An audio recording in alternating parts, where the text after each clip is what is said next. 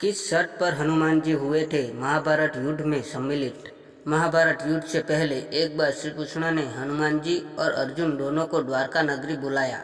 श्री कृष्ण ध्यान मग्न थे तो अर्जुन और हनुमान जी महल के बाहर समुद्र के किनारे उनके ध्यान से बाहर आने की प्रतीक्षा करने लगे। इतने में अर्जुन ने हनुमान जी को अपनी दुनिया में सर्वश्रेष्ठ धनुधर होने की बात कह डाली, जिसके बाद हनुमान जी को इस बात का आभास हुआ कि अर्जुन को उनकी धनुर्विद्या पर घमंड हो गया है। अर्जुन ने प्रभु श्री राम का उपहास उड़ाते हुए ये तक कह दिया कि पत्थर का सेतु बनाना समय को बर्बाद करने जैसा था। राम जी को तो बाण का सेतु बनाना चाहिए था। अपने प्रभु के प्रति इस वचनों को सुनकर हनुमान जी ने अर्जुन से शर्त लगाई कि वह बाण का सेतु बनाए, और अगर उनके पैर रखने से अर्जुन का सेतु ध्वस्त नहीं हुआ तो वह मान लेंगे कि अर्जुन ही राम से बड़े धनुधर है और अग्नि में अपनी देह त्याग देंगे। अर्जुन ने 3 बार बाण का सेतु बनाया और तीनों बार सेतु टूट गया। सेतु टूटने के साथ ही अर्जुन का घमंड भी चूर चूर हो गया। इस घटना के बाद श्री कृष्ण ने दोनों को दर्शन दिए। जहां एक और ही श्री कृष्ण ने अर्जुन को उनकी भूल का एहसास कराया,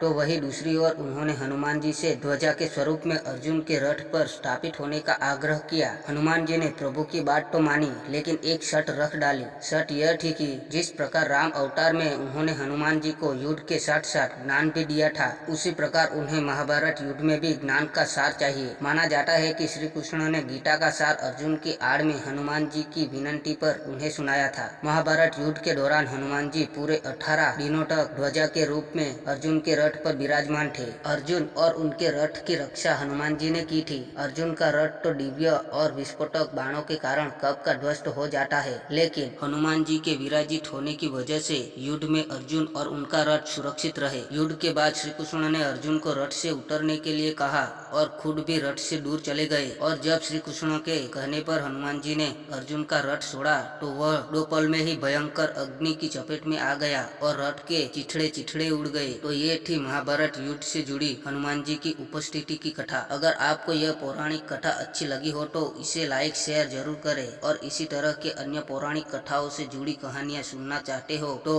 वेद वॉइस चैनल को अभी सब्सक्राइब करें।